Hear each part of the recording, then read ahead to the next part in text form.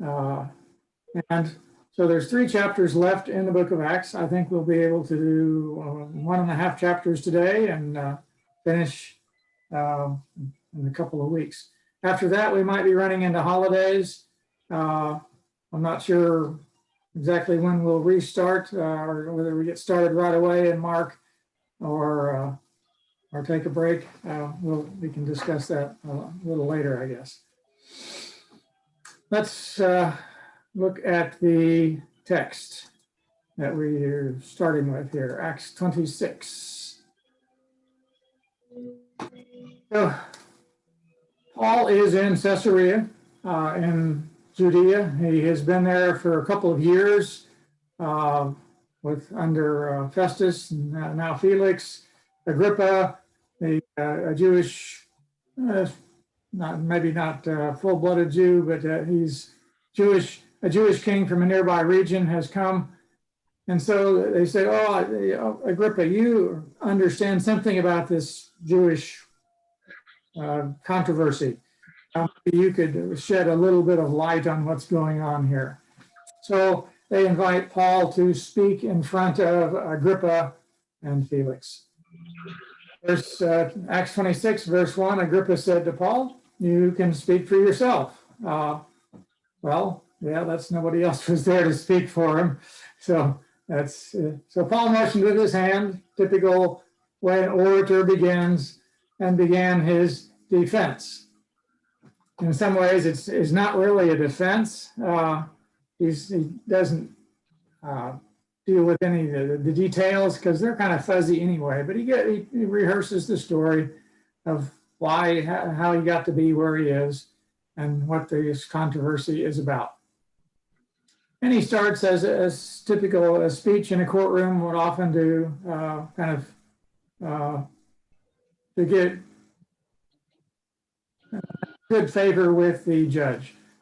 So he says, like expression of confidence in the judge's ability to make a good decision.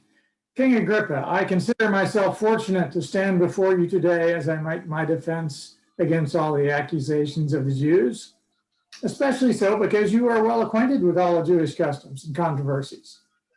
Therefore, I beg you to listen to me patiently. The word patiently kind of implies, well, this might be a little bit long, so please be patient with me. I've got a story to tell, so hear me to the end. Verse 4, the Jewish people all know the way I've lived ever since I was a child. And his life before them was kind of public. He was a reasonably prominent Pharisee with some involvement in the Sanhedrin. I'm not sure exactly whether it was an official member or at least some prominent role. So people knew about him. They knew that he had turned from what he had been persecuting, and he was now part of one of the Nazarenes or the way. Now they can testify, if they are willing, that I conform to the strictest set of our religion, living as a Pharisee. And verse 6, now it is because of my hope in what God has promised. This word hope has been used. Luke has put it into Paul's mouth several times. That this kind of is, or Paul is saying this encapsulates what the controversy is all about. The reason that I believe in Jesus is because I have hope in the resurrection of the dead, and I see that hope being fulfilled in Jesus. So that's kind of, Paul has been using that word more as the focus of his defense and what he is doing. It's because of my hope and what God has promised our ancestors that I'm on trial today. This is the promise our 12 tribes are hoping to see fulfilled. And they considered that the 12 tribes were all living in Judea, mostly people from the tribe of Judah and Levi and Benjamin. Benjamin was as Paul was, but there were some scattered ones from the other tribes as well, like there was Anna, the prophetess in the temple, who was from the tribe of Asher, I think. So they considered the nation still to be a representative of the 12 tribes.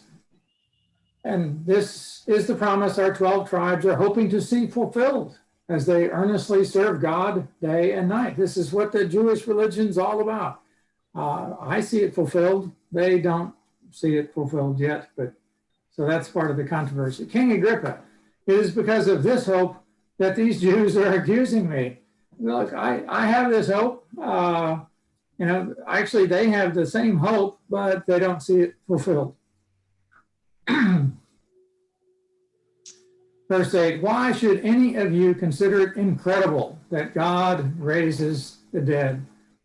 Even the Sadducees, who did not believe in a resurrection, would believe that God would be able to raise the dead.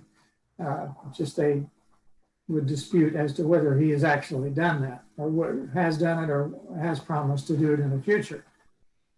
So, if you believe in a God who has power, then it's not incredible. It is quite within the realm of possibility that God raises the dead. Verse 9, I too was convinced that I ought to do all that was possible to oppose the name of Jesus of Nazareth. And that is just what I did in Jerusalem. On the authority of the chief priests, I put many of the Lord's people in prison. When they were put to death, I cast my vote against them. Here, Paul has it in the plural. We know only about Stephen, but Paul saying, well, there's more. We don't have any details as to when, where that would be. Luke hasn't told every detail. Maybe Paul didn't tell every detail of the story to Luke. But this story about Stephen gets repeated more often. It was apparently a kind of a stuck in Paul's brain. That was the kind of a defining moment in his life against Christianity, and the stoning of Stephen. Verse 11, many a time I went from one synagogue to another to have them punished. I tried to force them to blaspheme under some sort of persecution or torture, threats. I'm not sure exactly how they would try to do that. We don't know whether they did. He says, I was so obsessed with persecuting them that I even hunted them down in foreign cities. Again, in the plural. We know only, the only one we know about is Damascus. But Paul is saying, oh, well, hey, wait, there's more. Damascus was just one of several. Verse 12, on one of these journeys, I was going to Damascus with the authority. He had a letter and a commission of the chief priests. Again, plural. Before we just, it was the chief priest. So about noon, when the sun is at its brightest, about noon, King Agrippa, I was on the road. I saw a light from heaven, brighter than the sun, blazing around me and my companions. We all fell to the ground. So I guess they all saw this flash of light as well. I heard a voice saying to me in Aramaic, Saul, Saul, why do you persecute me? It's hard for you to kick against the goads. This was a figure of speech that's found in some pagan Greek literature as well.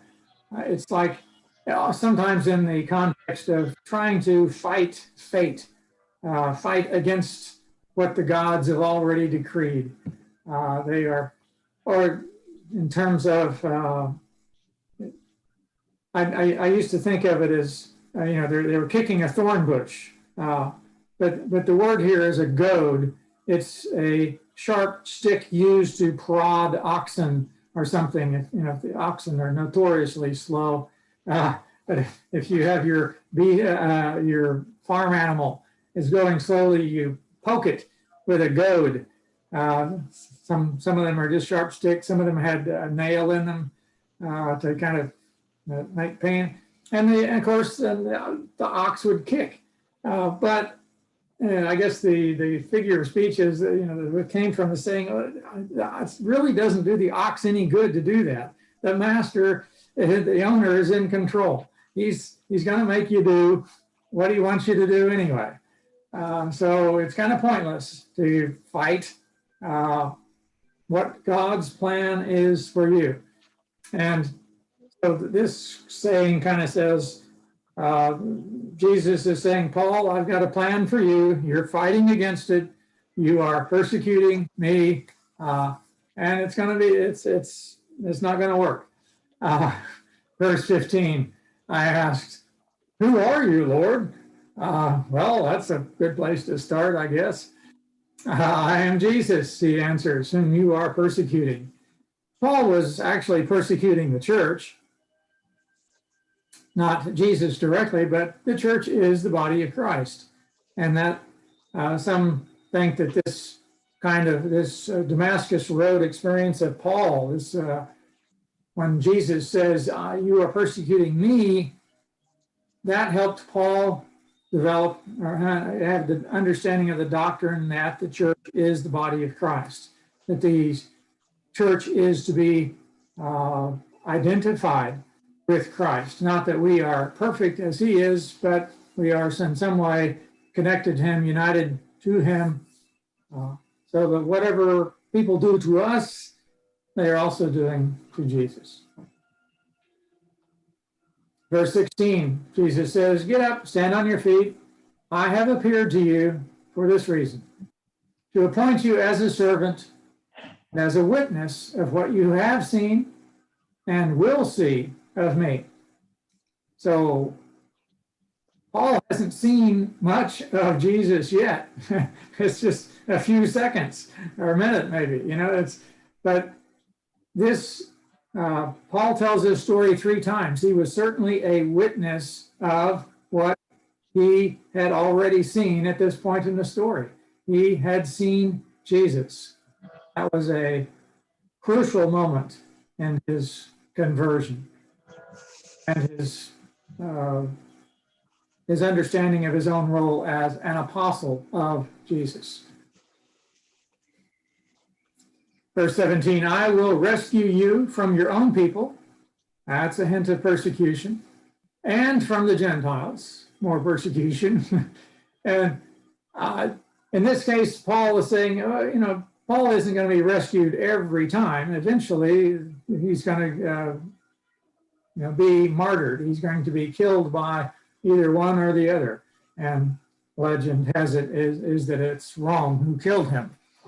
But at least in this case, Paul has been assured that he will go to Rome and testify there. So he knows that he's going to be rescued from your own people and from the Gentiles.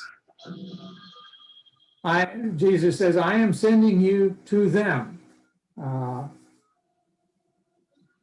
Apparently referring to the Gentiles, to open their eyes.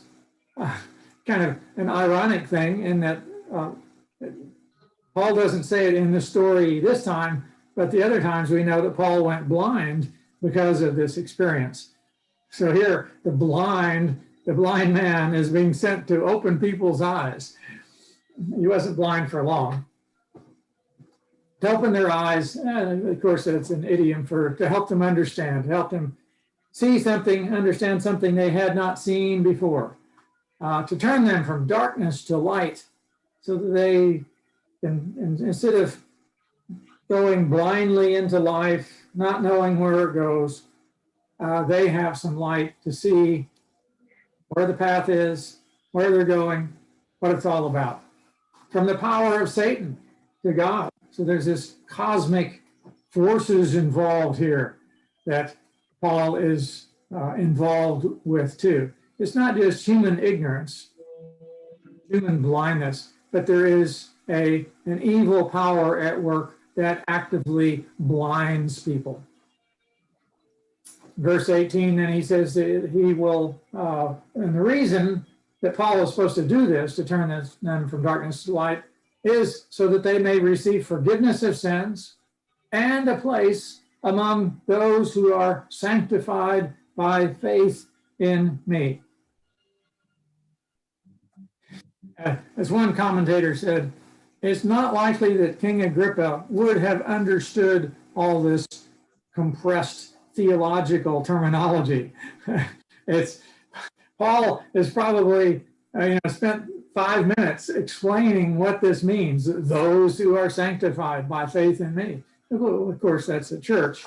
And what does it mean to be sanctified by faith? We know what Set apart. it's accepted by God. Faith in me, through faith in Jesus, we are accepted by God. And forgiveness of sins is goes hand in hand with that. When God accepts us, we know that he has forgiven us. When he forgives us, he also accepts us. And then we have this place among God's people is kind of an umbrella term for what he's saying there. Verse 19, so then, King Agrippa, I was not disobedient to the vision from heaven. Kind of a backwards way of saying it, but it's kind of a common figure of speech in the Greek literature. Is they kind of negate it. I've used a double negative there, and it gives kind of some emphasis. He's saying, I was sure to obey. I didn't disobey this. If I had done otherwise, if I had ignored it, I would have been disobeying, but I didn't do that. So verse 20, first to those in Damascus, that's where he was, then to those in Jerusalem and in all Judea, he says. And again, this is in addition to what we have known previously. In fact, Paul in the book of Galatians says that he was not known by the churches in Judea. So it's not quite sure how these two work together, whether he went to only a few cities. Well, he says all Judea, of course, and then that word all is often overused to imply many. Paul says, he went all around teaching them. And then he went to the Gentiles. Paul is summarizing a lot of his life here. He may not have initially gone to the Gentiles. He certainly didn't do that in Damascus. He was not preaching to the Gentiles at that point. But when he went to Arabia, maybe he was. We just don't know those details. We just have to, all right, Paul is summarizing here to give him some, looseness of speech in order to, describe what he was doing, summarize his life as he is describing it to Agrippa. Agrippa. That he preached that they should repent and turn to God and demonstrate their repentance by their deeds. Similar to what John the Baptist said, bring forth fruits that show that you have repented. That repentance will be reflected in a person's actions. It's not that the word repentance actually means a change of mind. But if we do have a change in the way we think about God, then that will result in also the way we act and behave. Verse 21, that is why some Jews seized me in the temple courts and tried to kill me. But God has helped me to this very day. So I stand here and testify to small and great alike. I am saying nothing beyond what the prophets and Moses said would happen. So again, he's saying that he is simply in line with Jewish beliefs and tradition and scriptures. They made this prediction, verse 23, that the Messiah would suffer and as the first to rise from the dead would bring the message of light to his own people and to the Gentiles. Again, he is summarizing a lot of Old Testament material there. The teaching that the Messiah would suffer probably goes to Isaiah 53 and several of the passages in Isaiah that talk about a servant who would suffer. Not all Jews believed that those passages were about the Messiah. But Paul says, and the Christian church in general agreed, yes, they were about the Messiah.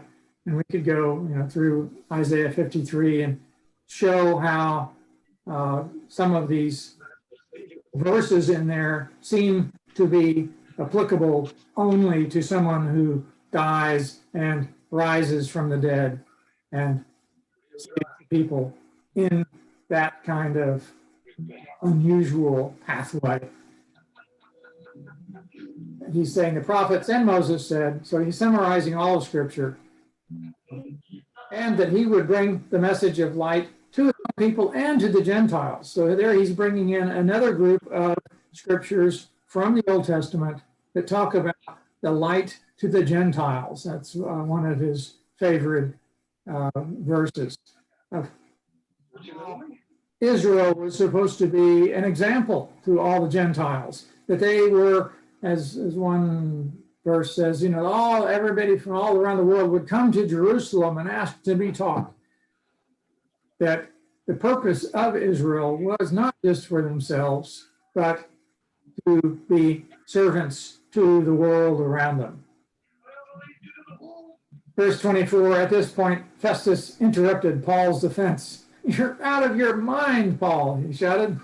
I'm not sure why Festus would think that.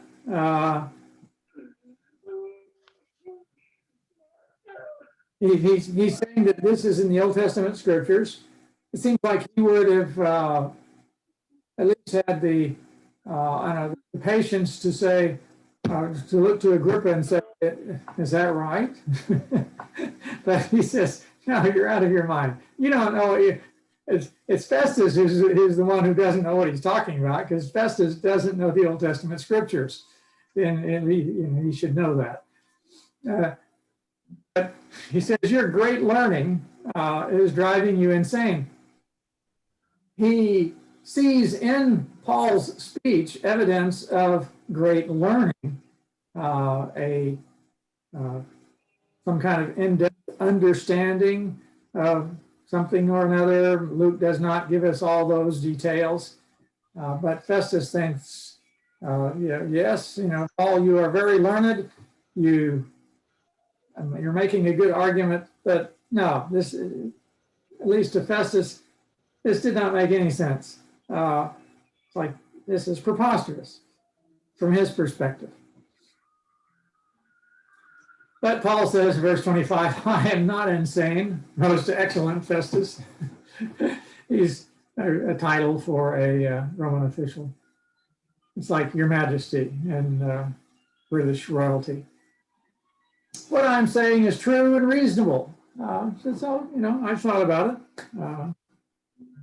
The king, that is Agrippa, is familiar with these things. I can speak freely to him. He has some of the background that I can, to help him understand what it is I'm talking about. I'm convinced that none of this has escaped his notice, because it was not done in the corner. It wasn't hidden or private. Agrippa would have been aware of the Nazarene sect and at least a little bit of what the dispute was about.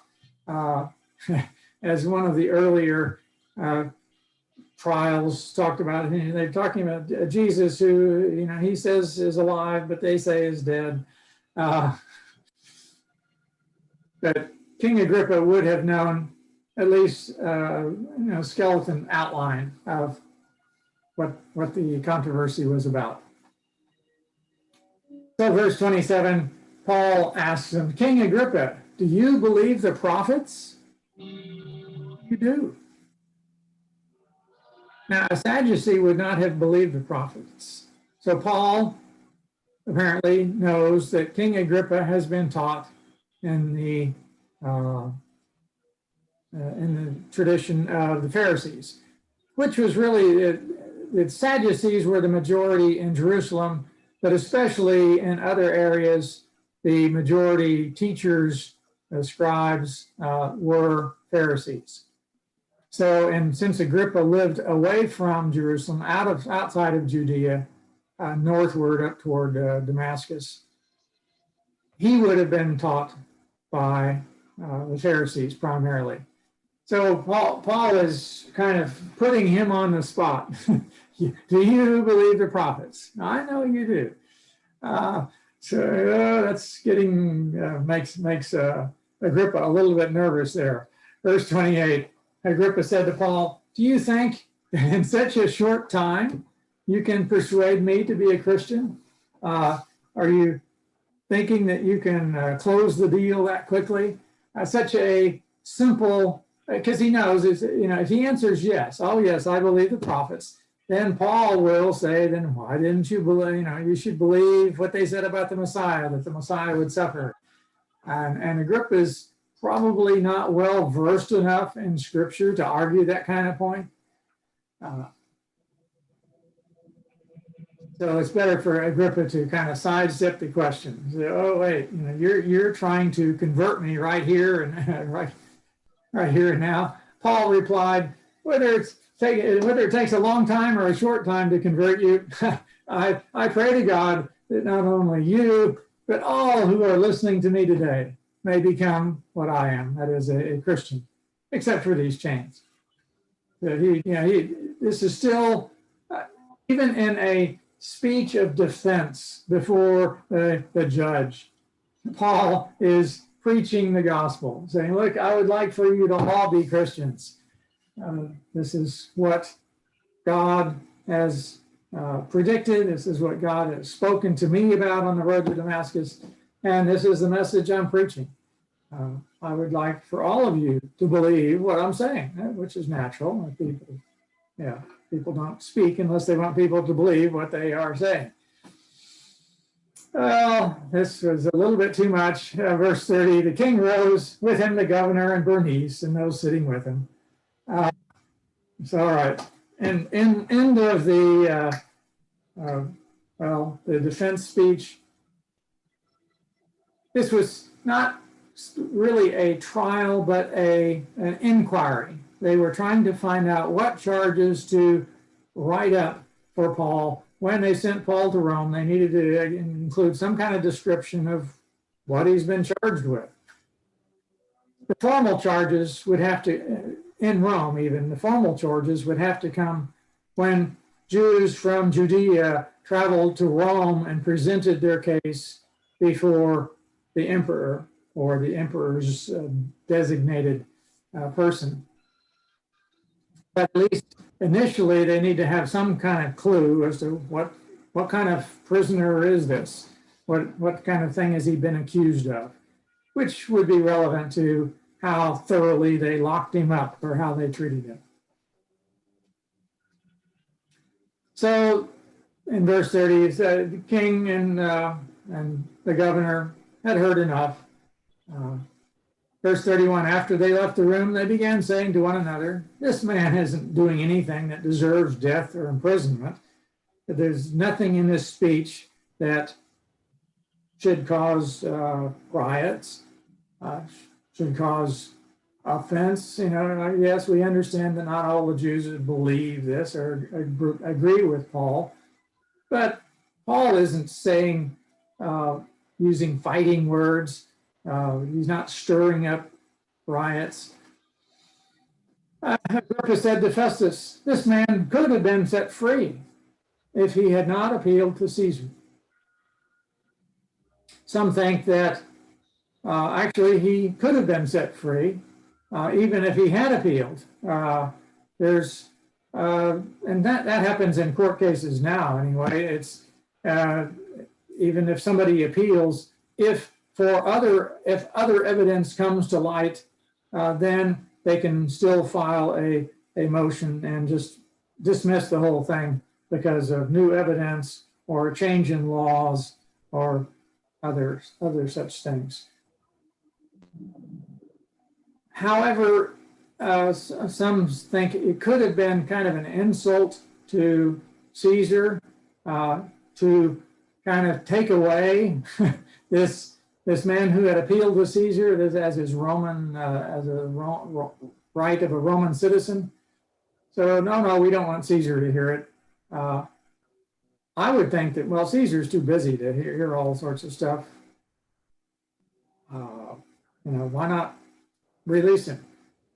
may not work very well to release him in Judea, because the people who wanted to kill Paul were there.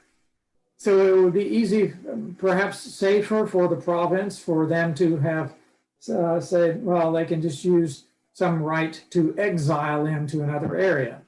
And in effect, that's what happened when he was sent to Caesar. He was exiled to Italy. It says, well, Paul, you asked to go to Rome. We don't want you here. Therefore, the easiest thing is to, as you asked, we will send you to Rome. Still don't know what they wrote as a description of the charges against Paul. They would have had to send some kind of letter with the prisoner along with the soldier who was guarding him. Chapter 27. It was decided that we would sail for Italy. So, all right, that's the plan. Paul and some other prisoners, don't know how many, were handed over to a centurion named Julius, who belonged to the imperial regiment. This probably wasn't just a centurion. There were probably other soldiers with him, at least one for each prisoner. And so Paul was not the only reason these soldiers would have had to go to Rome. They probably would have been carrying business from the governor to the emperor anyway, some kind of communications. They were probably entrusted with those communications. So at least somebody was going back and forth between Rome and the provinces all the time.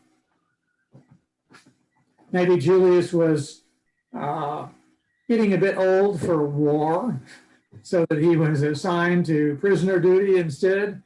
We're not sure. It just says he belonged to the imperial regiment. He kind of under in service to the emperor. We boarded a ship from Adramyttium. Adramyttium is on the west coast of Asia Minor. That's not where they wanted to go to, but that's where the ship was from. Didn't matter a whole lot. They didn't plan to go to Adramyttium. It's just that's where the ship was probably going back to winter at Adramyttium. This was getting late. This is late summer, early fall. And shipping is dangerous in wintertime, so all the ships would be going back to their home ports if they could. This ship from Adramyttium didn't go all the way, but they figured, well, it would go far enough that they could find another ship going on later. There were no direct flights from Caesarea to Rome. No direct shipping going on. There were goods that were shipped from Judea to Rome. Judea exported olive oil, and some of it went to Rome, but a lot of it would have gone to on the smaller boats that that stopped in at harbors along the way, and it would have been a much slower route. So this is where the ship was from, and they were going to sail for ports along the coast of the province of Asia. That's what the ship had planned to do. They put out to sea. Aristarchus, all of a sudden Aristarchus shows up. We don't know where he has been in the meantime. He's a Macedonian from Thessalonica. Aristarchus was with us. We don't know whether he was a prisoner. Maybe he was helping Luke take care of Paul in prison. There was some sort of companion. Anyway, they all got on the ship together. The next day, it says we landed at Sidon. The ship is going north, following some northerly winds. And Julius, in kindness to Paul, allowed him to go to his friends so they might provide for his needs. So there were some Christians probably in Sidon. We don't know how they got there, how long they've been there, or how Paul knew them. But at least they were able to provide for his needs, give him some provisions for the journey. These ships did not have meal service. People had to bring their own. And Paul, being in prison in Caesarea, wouldn't have had a big opportunity to bring his own. Could have brought some, but anyway, there in Sidon, he was able to get more.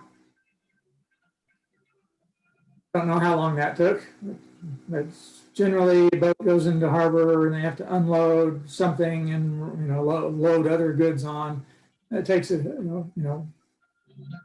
days or a week in some cases. We put out to sea again and pass to the lee of Cyprus. I'm not.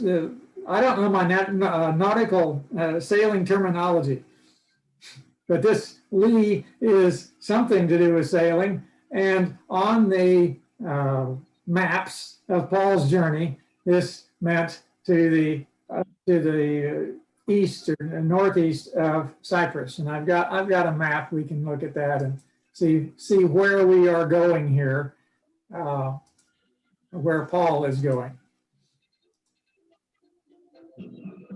He started here, Caesarea Maritima, and really go up to Sidon, and the boat travels up, still going north. They probably had a wind from the south blowing them straight north.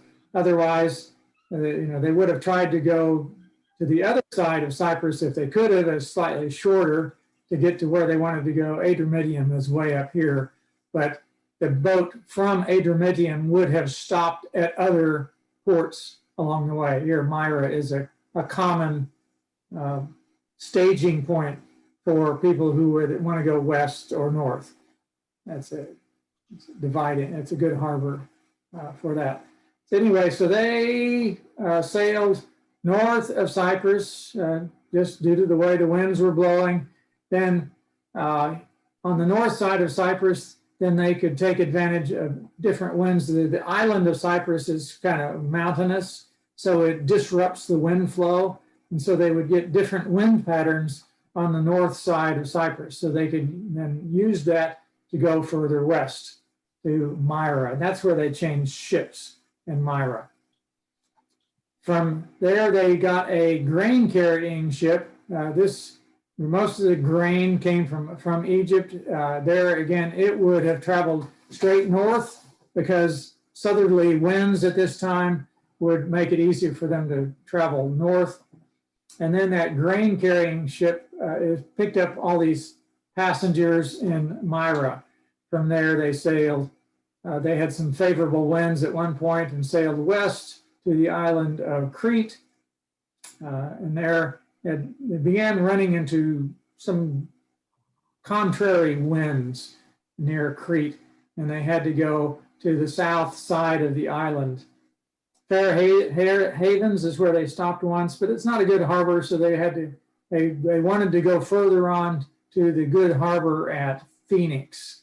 This is Phoenix here.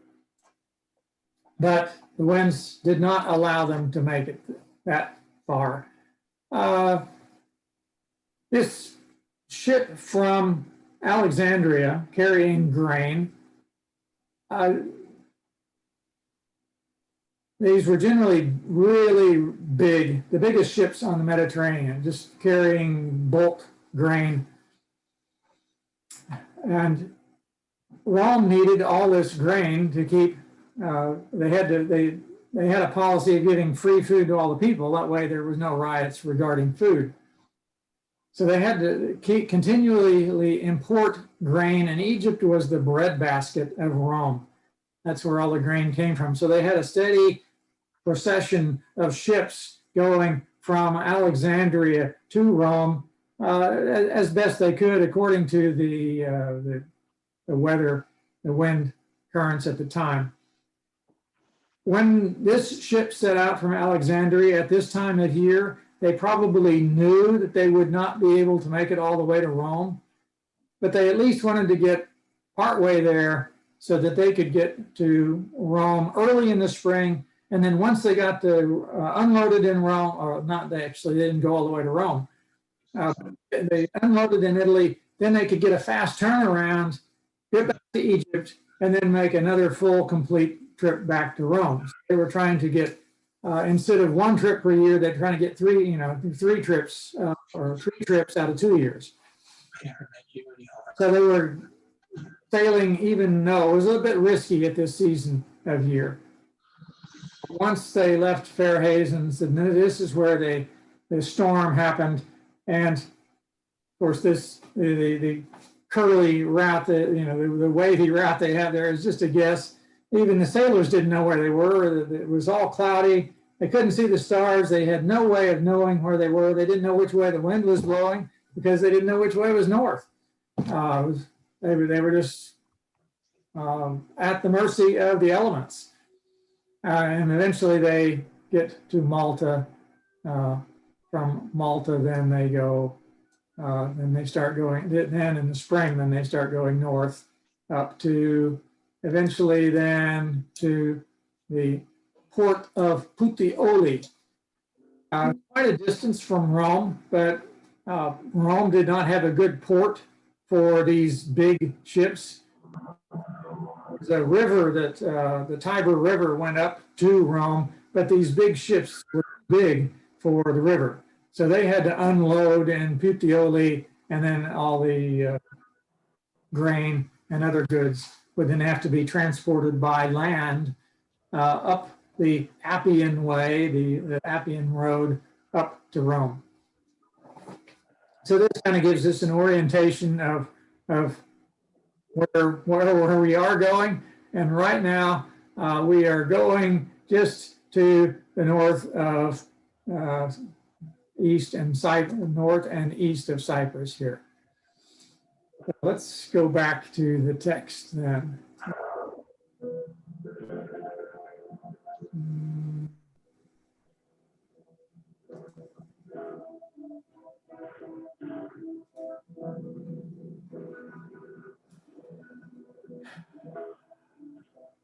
Okay, yeah, verse 4.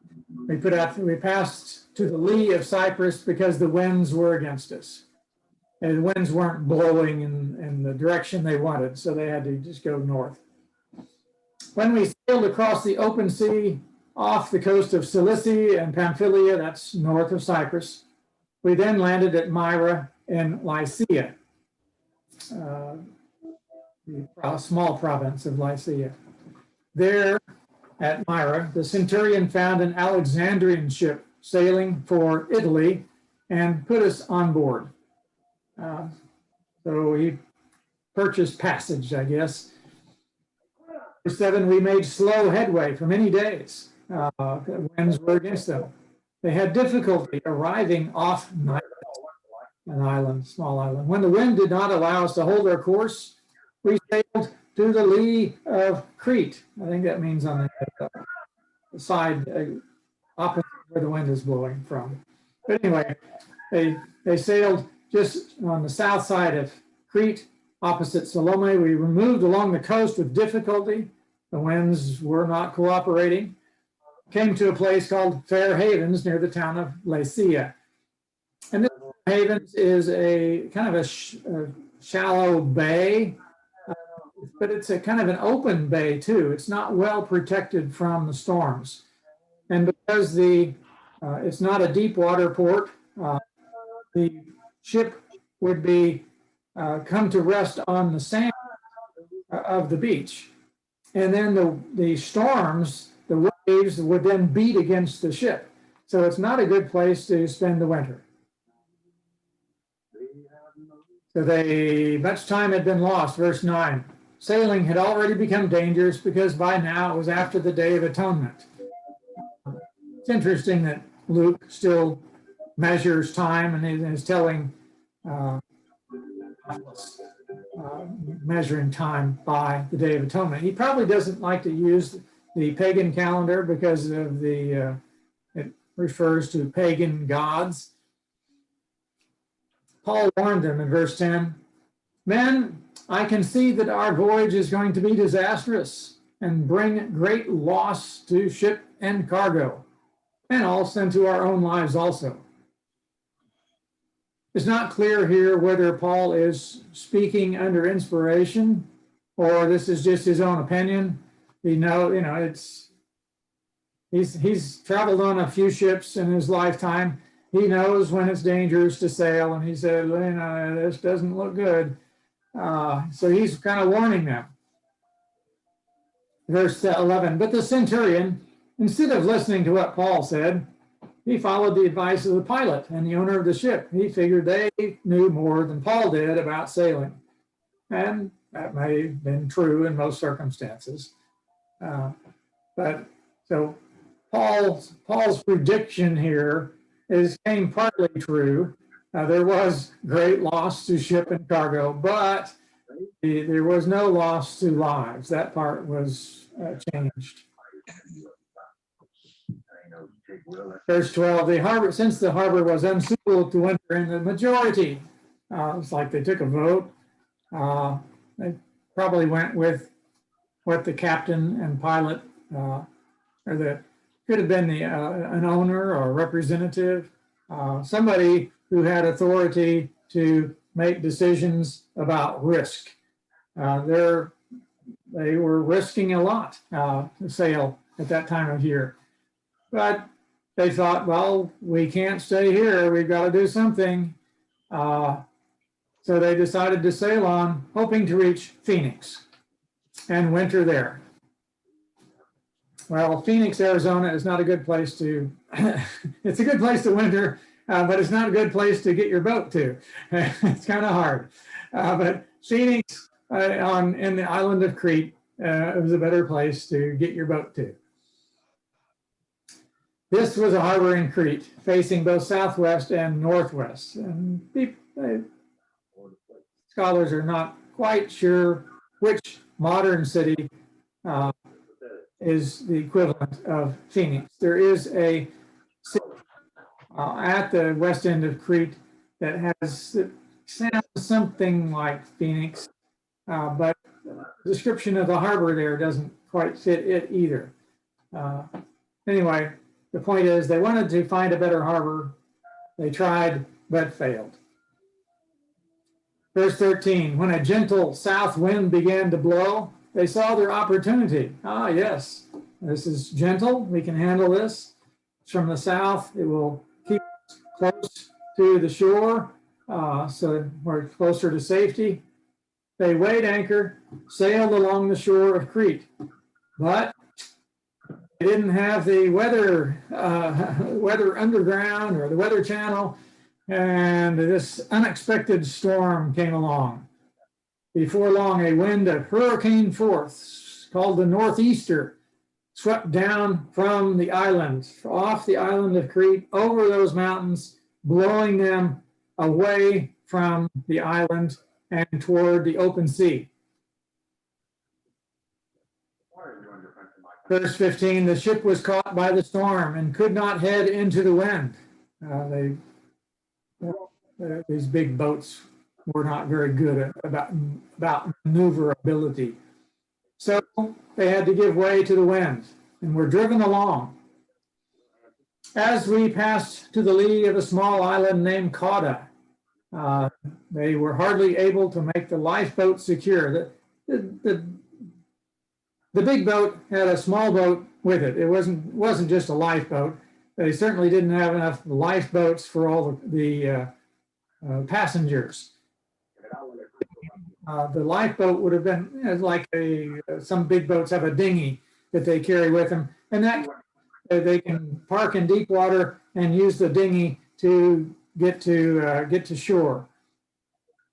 So the lifeboat was used for smaller maneuverings, but they didn't want to just trailing just behind because the wind would blow it into the stern of the ship. So they hoisted it aboard, and that would take a bit of muscle, but they had plenty of people on board to help out. In verse 17, they passed ropes under the ship itself to hold it together. There are other Greek histories that describe this kind of activity. We don't know exactly, though, how those ropes were stretched. In some cases, it may have been along the length of the ship, kind of pulling the whole stern, or the ridge at the bottom of the boat, the middle of the boat, kind of pulling it together, tightening it so that there was less flexing going on in the ship. Others think that the ropes were, instead of longitudinally, were crossways across the underneath the boat, kind of tying the planks on tighter to the ribs of the boat. And some even think that these ropes were actually inside the ship, kind of holding the main beams tight. We don't know those details. We do know that this kind of thing happened on ships in those days. Of course, the ships were not as well constructed as the ones we have today, so that the nails could come loose when the waves are pounding it. They would. They tried to make the boards as tight as they could, but under a rough sea, it would really, as it flexes the ship, it could test any of those connections. And it says they were afraid they would run aground on the sandbars of Syrtis. And there you can go back to the map and show you where that is.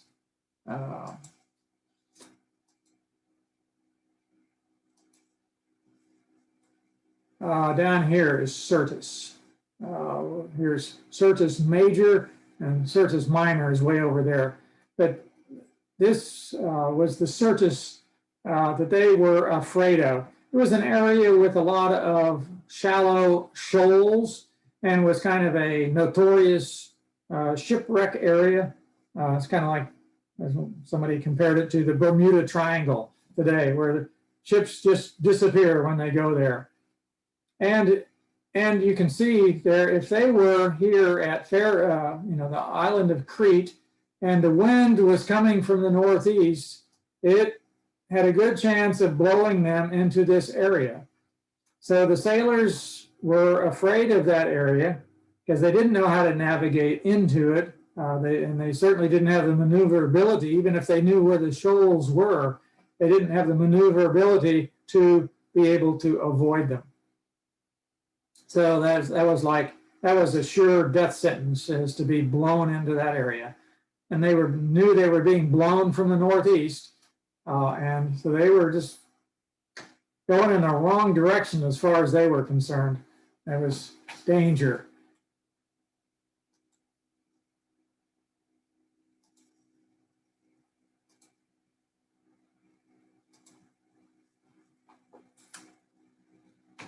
So they were afraid they would run aground on the sandbars of Syrtis. They lowered the sea anchor, which is just like a big canvas bag that kind of serves to be a drag on movements. They didn't want to move as fast as the wind was going.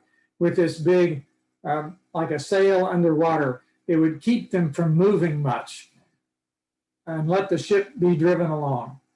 So the wind was blowing. They would have had to, leave a small sail in the front of the boat so that the wind would pick it and at least head the boat in the right direction, so that they weren't hitting, the waves weren't hitting it crossways, hitting the side of the boat. It was hitting the stern of the boat. At least that's what the commentators say. That's all the nautical stuff that I know about is from what I read in the commentaries. So they let the ship be driven along if they didn't have much choice. Verse 18, we took such a violent battering from the storm that the next day they began to throw the cargo overboard, some of the grain, to lighten the ship. It if the ship was rocking in the waves, then they probably had waves, casting over the sides of the ship. By removing some of the cargo, then the ship would be higher up. The waves would be less likely to send water into the ship itself. So they began to throw the cargo. On the third day, they threw the ship's tackle overboard. Now, obviously, they still had some cargo and tackle later on, so that they weren't throwing everything overboard. But some of the stuff they would throw overboard. And they said they threw the ship's tackle overboard with their own hands. And as somebody says, well, that's the only hands they had. But the contrast that makes sense to me is that these were big, heavy items. In a harbor, they would have had a crane of some sort to help them lift this stuff.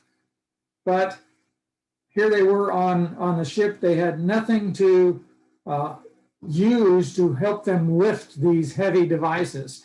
They had to use their own hands, and they would have to have a lot of people helping to pick up a big beam, for example, or huge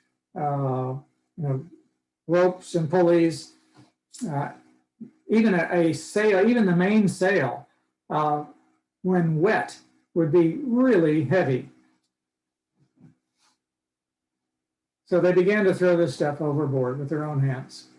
Verse 20, when neither sun nor star had appeared for many days, the storm continued raging.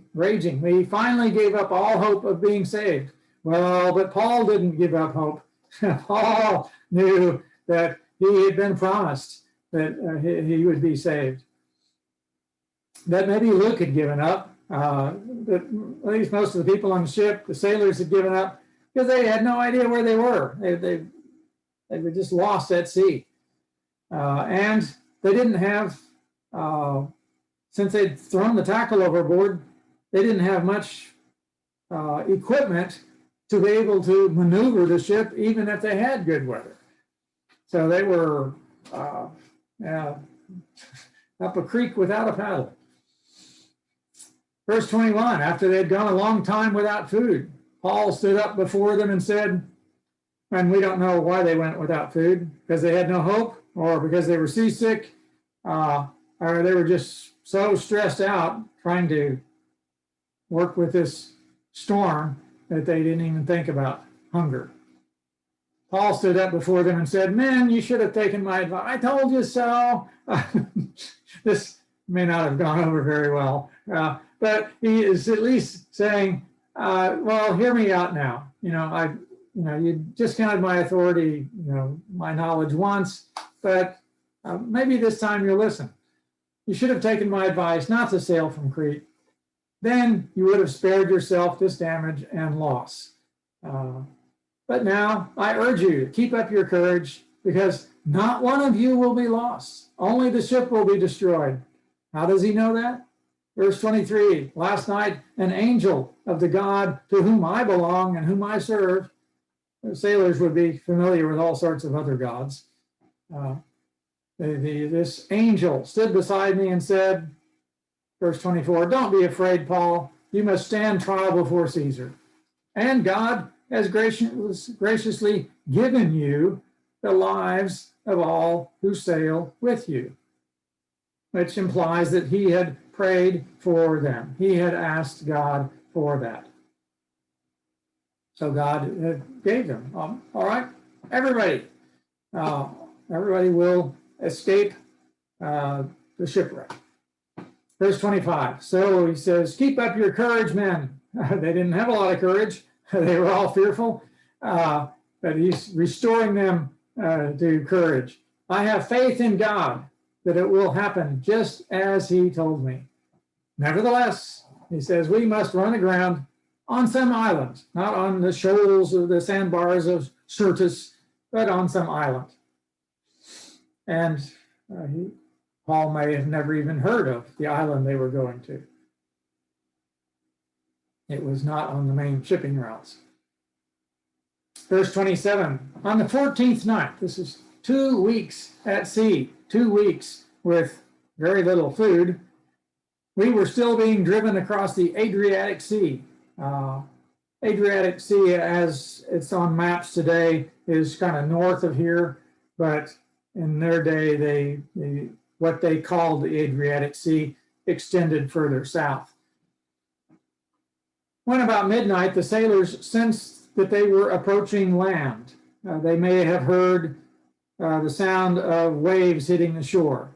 Kind of a subtle thing. At a distance, only sailors might notice that difference in sound because they were so far away. They had some sense. Verse 28, they took soundings, found that the water was 120 feet deep. Short time later, they took soundings again and found it was 90 feet deep, getting closer. But, verse 29, fearing that we would be dashed against the rocks, they dropped 4 anchors from the stern. They still had those, and prayed for daylight. They wanted to slow the ship down, and the anchors at the stern would again keep the ship faced in the right direction. Prayed for daylight. Well, I prayed that the storm would not be so overcast that they could see what was going on. Verse 30, in an attempt to escape from the ship, the sailors let the lifeboat down into the sea, pretending they were going to lower some anchors from the bow. And some say, well, that's not really a good place to put an anchor. But the sailors were making up some kind of an excuse. And Luke seems to know that they were trying to escape. That was the purpose. And so Paul said to the centurion and the soldiers, unless these men stay with the ship, you cannot be saved. And there were stories and some other Greek histories of sailors abandoning ship and leaving the crew, leaving all the passengers to fend for themselves with an impending shipwreck. So this was not out of the question, out of the realm of possibility. And well, we don't want this to happen. We've got to keep the experienced people on board. So the soldiers cut the ropes that held the lifeboat, let it drift away. So the lifeboat might have made it to land okay. It was empty. Just before dawn, verse 33, Paul urged them all to eat. For the last 14 days, he said, you've been in constant suspense, have gone without food, you haven't eaten anything. Now, I urge you to take some food, get some strength. You need to survive. Not one of you will lose a single hair from his head. I suspect that's an exaggeration. They might have lost a little bit of hair. After he said this, he took some bread and gave thanks to God in front of them all. Then he broke it and began to eat. Some scholars say, well, Paul is observing communion here. Communion with a bunch of unconverted sailors, and there's no wine. It's really, I don't think communion is intended here. This is just a normal way to eat. I think it's interesting that they even had bread. They still had bread. On a ship full of grain, it would be easy just to say, look, if we need to eat, we'll just eat some grain. We don't need to have it in the form of bread. But they had some bread, 2-week-old bread. Must have been kind of hard by this time. He took some bread, gave thanks to God in front of them all. He broke it and began to eat. So they were all encouraged and ate some food themselves. They each had their own food, or they ate some of the grain. Altogether, verse 37, there were 276 of us on board. That's pretty big. Josephus says that there was one ship that had 660 people on it. Josephus tends to exaggerate some things, but at least a boat that size could hold that many people. It would be crowded, but it could be done. They don't have nice sleeping berths or anything like that. It was kind of primitive, but better than going by land. That's for most of them, at least a lot faster. Verse 38, when they had eaten as much as they wanted, they lightened the ship by throwing the grain into the sea. They still had some of their cargo left. So they would lighten the ship even more so that it could go over sandbars.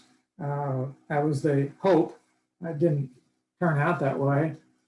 I'm not sure whether there's a kind of a reef underneath the water or a sandbar that actually sticks above the water.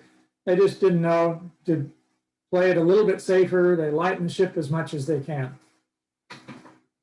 Verse 39, when daylight came, they didn't recognize the land. They had not been there before, but they saw a bay with a sandy beach where they decided to run the ship aground if they could.